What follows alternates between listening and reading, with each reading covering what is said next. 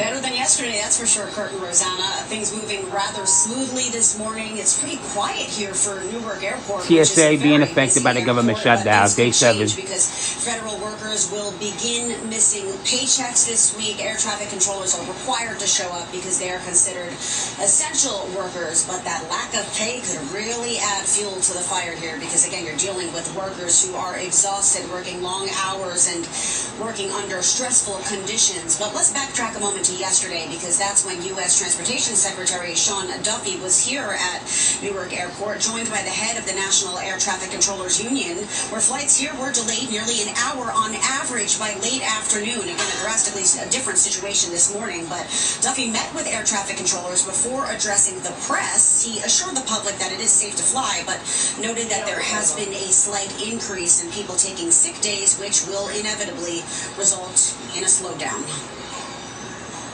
Stressful. This shutdown has put way more stress on our controllers at a time when they're already working on equipment from the 1960s, 1980s, 1990s. Is our airspace unsafe? No. Right? If we think there's issues in the airspace, we will shut it down.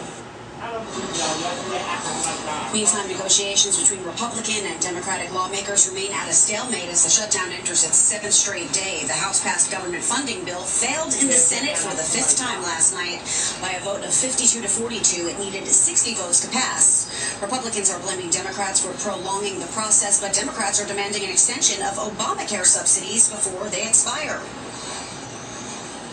After 5 failed votes, it should be clear to Republicans that we cannot go forward unless they sit down and seriously negotiate with Democrats to address the health care crisis. It's that simple. We have a negotiation going on right now with the Democrats that could lead to very good things. President Trump later walked back those comments in a Truth Social post, writing in part, "I am happy to work with the Democrats on their failed health care policies or anything else, but first they must allow our government to reopen." Now, Democratic lawmakers have denied that there are any talks about negotiations with President Trump. Senate Majority Leader John Thune is expected to force a vote on government funding later today, and at last check on FlightAware.com, there were 23 delays coming into or out of Newark Airport, Kurt and Rosanna. That's today. So from midnight to now, if you're looking at the greater scope of things, not really a huge number.